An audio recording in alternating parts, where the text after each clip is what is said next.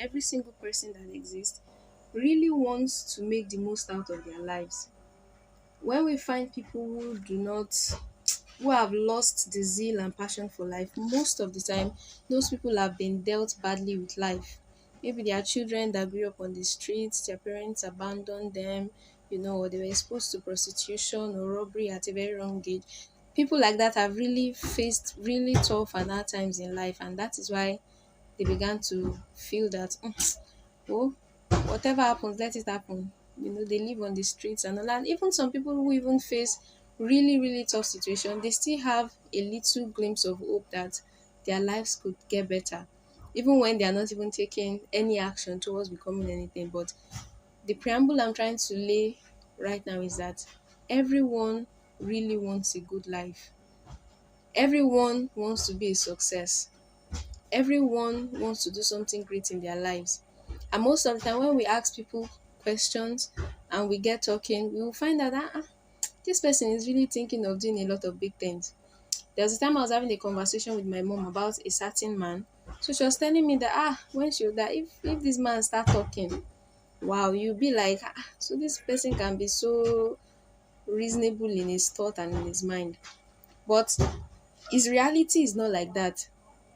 So in his head, he has a lot of good ideas, he has a lot of good intentions, he has a lot of plans, he wants to ensure that his family is good and everything. But the reality is very, very far from what the man is saying. The mind is the seat where our ideas are formed. The mind is the place where we conceive things, and that is beautiful. But the unfortunate thing I've also come to observe is that a lot of things stay in the mind. It does not come to fruition. I don't know if some of us have probably encountered that even in our personal lives, there are probably some things we actually said, oh, at so time I'll do this, at so time I'll do this, at so time I'll do that. But as time goes on, we find out that we've not even started, or if we've even started, it's as if we've not even been able to scratch a little part of it. This is why the exercise we did yesterday is important. And so today, in order for our ideas not to remain in our mind, there is something I call automating your life. I'm going to share an ebook. There was a session we had on our adult orb on the Lifesaver platform. So the ebook is also going to help us to expand our understanding of creating system and automating our minds. I mean, automating our lives. And I want to believe we understand what automation is all about. Automation is the ability to create systems to make things work, even without you physically being there. Yes, because we are human beings, there are certain things that you might need to physically put in some effort, but there's a way you can create a system that will make it work. I remembered years ago when I send an email and I get a reply immediately, I used to be like, is somebody awake at this time to reply me? So it was much, much later I found out that all these emails that all these replies we get via emails, they are automated. There is no human being, nobody is behind the system typing that reply. The reply has been automated in the systems. The reply has been automated in the computer. The same thing goes with our phone. There are certain codes, there are certain concepts that have been installed on our phones and they are called automations. So much that when you press certain things will show up. So when you do certain things must definitely show up. When you press a certain key, certain keys will show up. For example, if I want to go to my Facebook page, but I'm clicking on my Instagram app, the system will not, it cannot read my mind. It will take me to Instagram because what I'm pressing on that phone is my Instagram app. So when we are automating our lives, it is important that we are creating a system that will lead us to the direction we are going. Remember yesterday I talked about the two friends that took off from their house. They wanted to go somewhere. One knew where it was going, the other one did not know where it was going. The one that knew where it was going, when the vehicle that was going his way came, quickly he entered into the car and he took off. The one that did not know where he was going, it was difficult for him to place himself, and so he waited and waited and waited, and every other person left him there. So it's important that when we have ideas in our mind, we do not leave our ideas in our mind. Our mind is the mining place for ideas, but it can now become a tragedy when the ideas stay in the mind. So, in order for the ideas we have not to remain in our minds, it is important we create a system that will ensure that those things we have put in our mind become a reality. So, you may write down a goal, but what action have you written down to ensure that those goals become a reality? Because unless you take action, the idea will remain in your mind. And this is the secret behind failures and success. People that fail in what they want to do, I don't really like using negative word, but just in order to describe what we are doing, that is what is making me to use. I'm very sensitive about negative words. I am a very, very optimistic person in life. So, but people that are unable to achieve certain things they want to achieve, it is not because they don't want to. Everybody wants to be a success.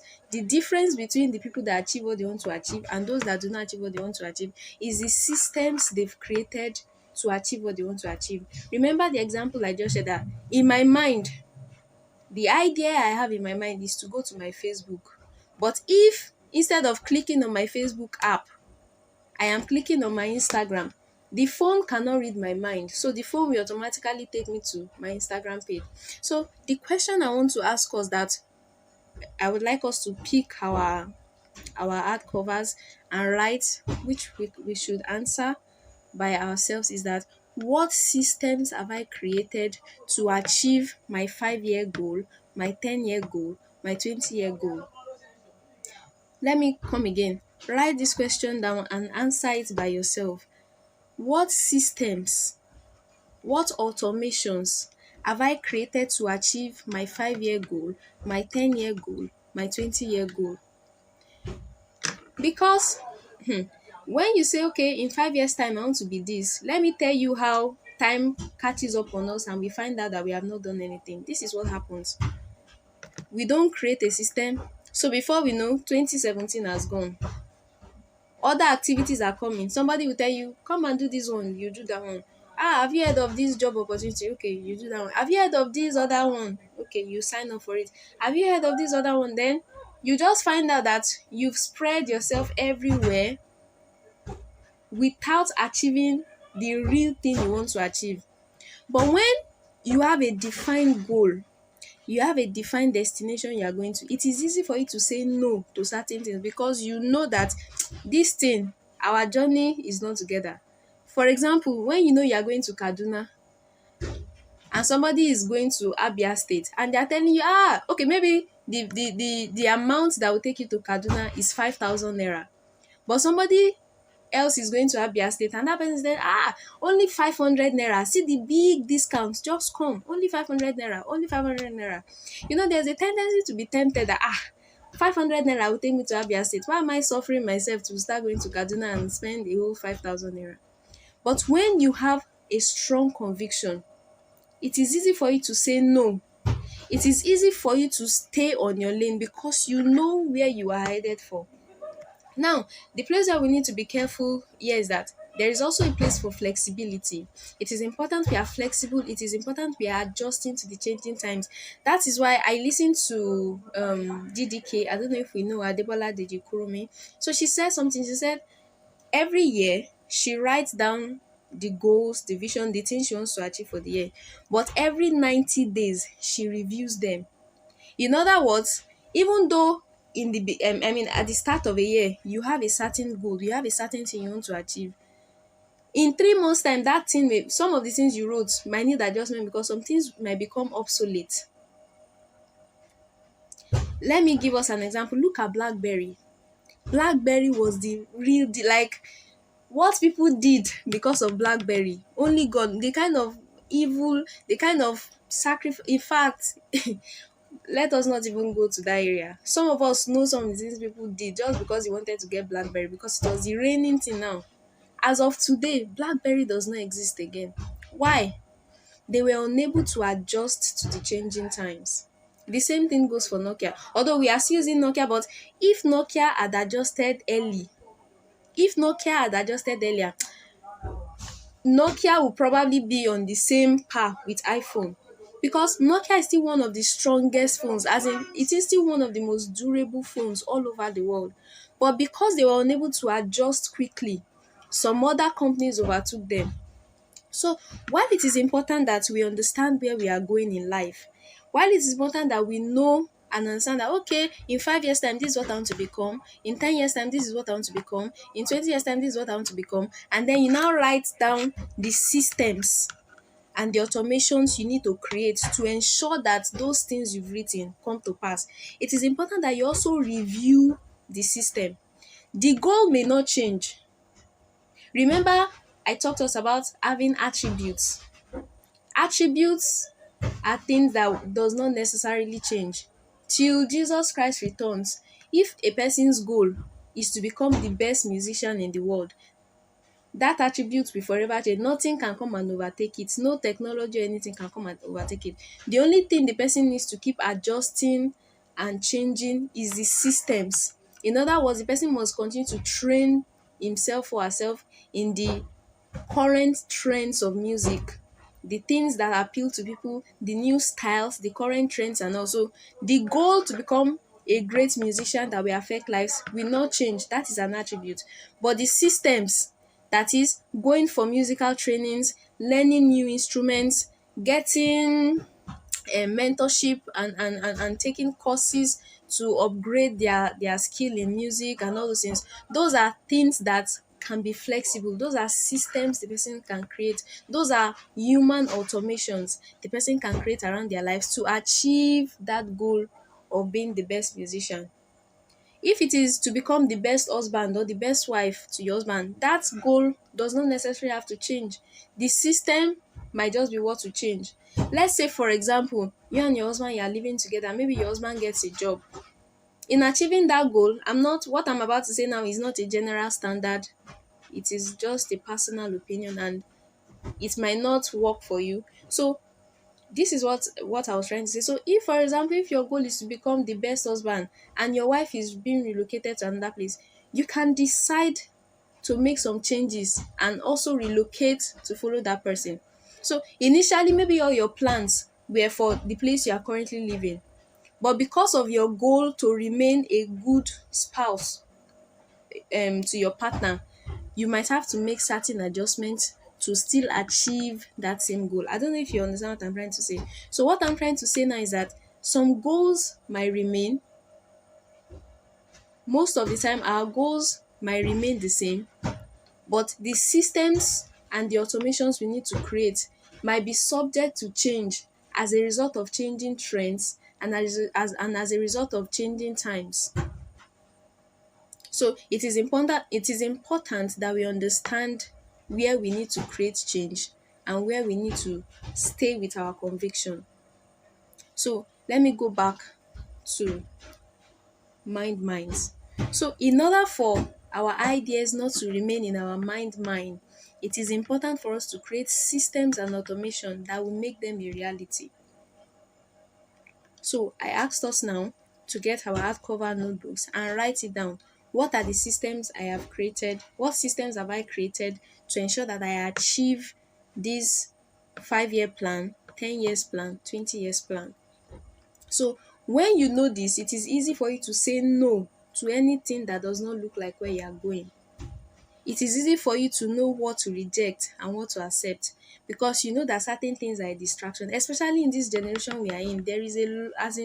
There are lots of distractions, and a lot of people are also ungrateful, especially in this area of those of us that are trying to create change and do and make impact.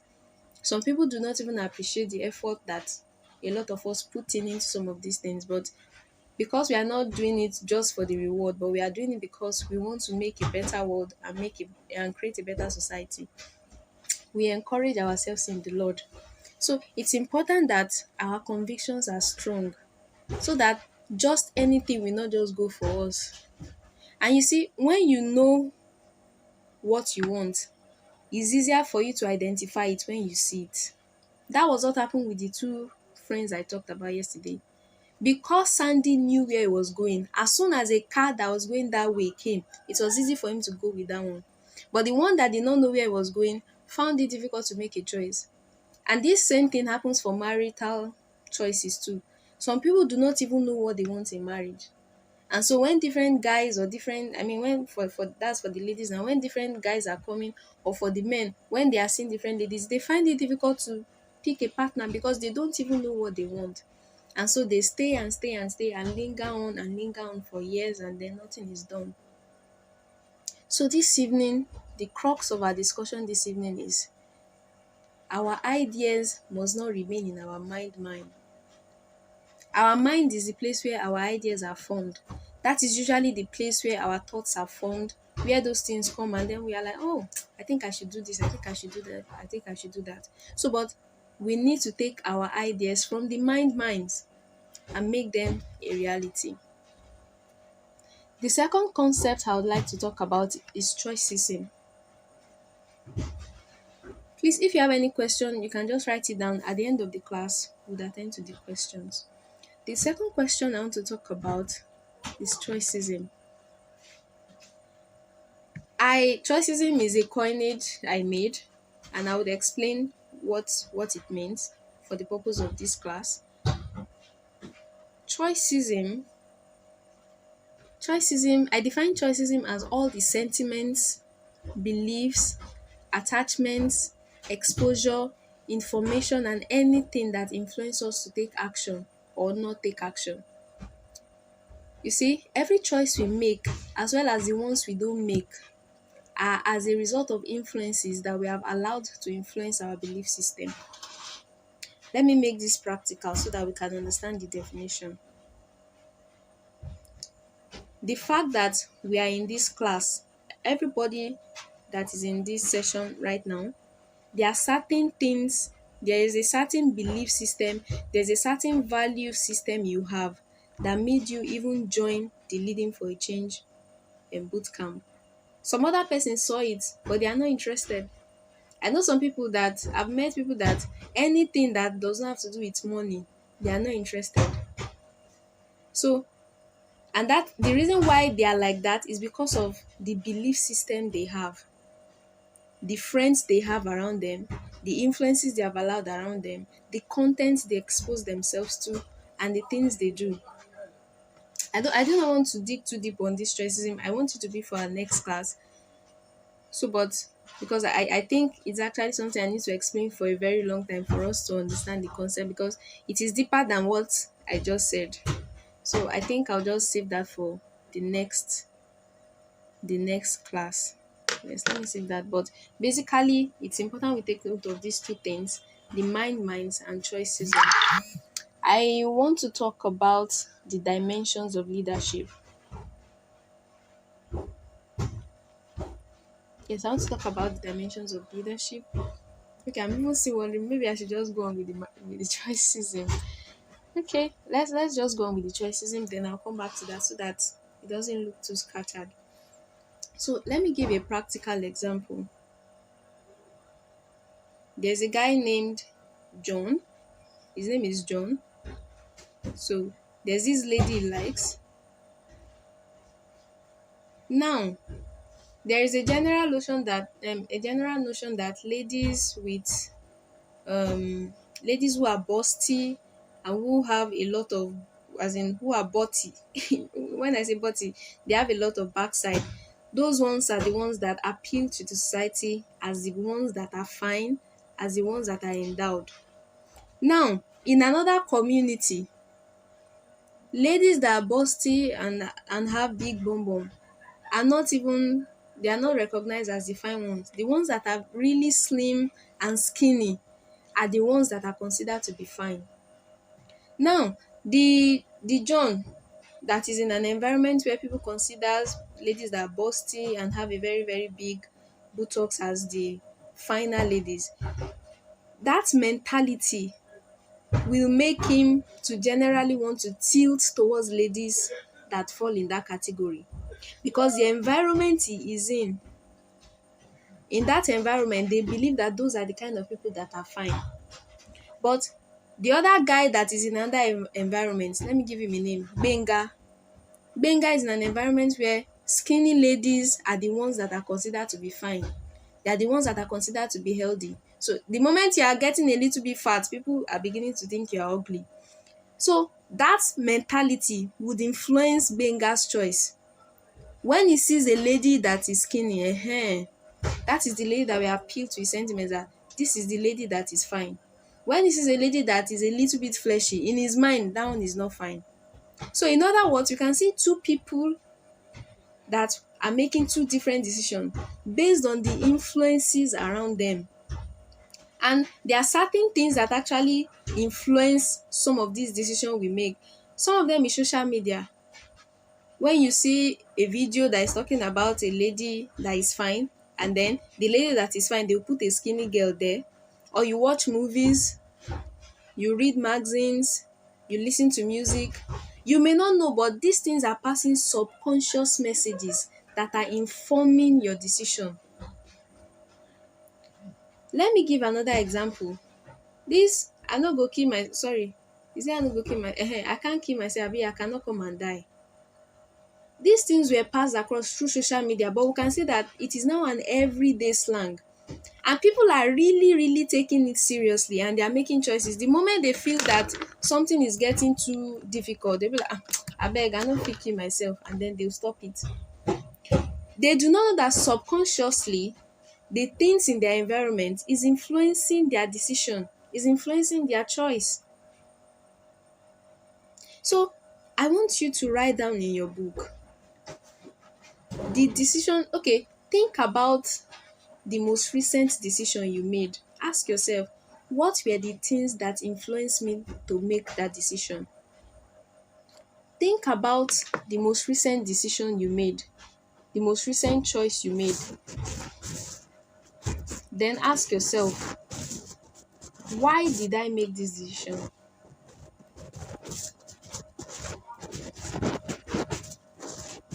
Now, there is this social construct that if you are using an iPhone, you are a rich person. Like when you are using an iPhone, the person has arrived.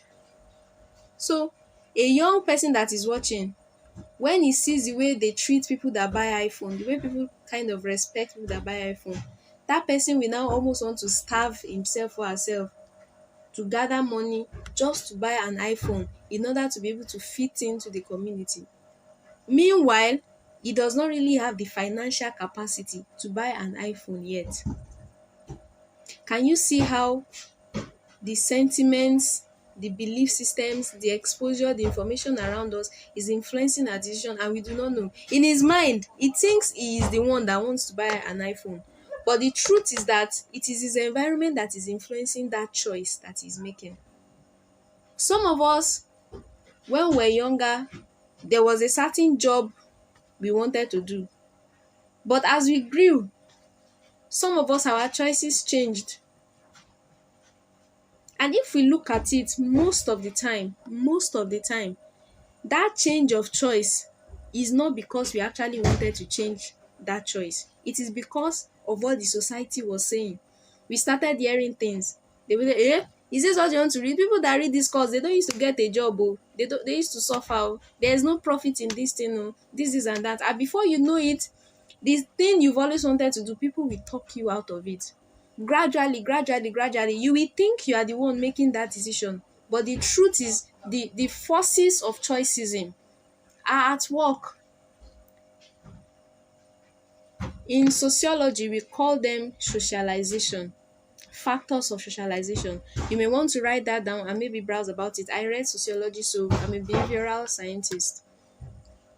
So, choicism are all the sentiments, the beliefs, the attachments, the exposure, the information, and anything that influence you to take an action or not take an action. Now, it is actually almost impossible for choicism not to be at work in our lives, because whether we like it or not, certain things are actually influencing the decision we make. For example, I'm a Christian. There are certain things I will never do because I am a Christian. The Bible influences my choice. What the Bible says influences the decision I make in those areas. So I have allowed the Bible to influence me because I believe what the Bible says. So I allow what the Bible says to influence my choice about those things. So whether we like it or not, certain things are actually responsible for every single decision we have ever made in life. If you sit down and do a critical analysis, you will find out that what I have said is true. There is no decision you have ever made.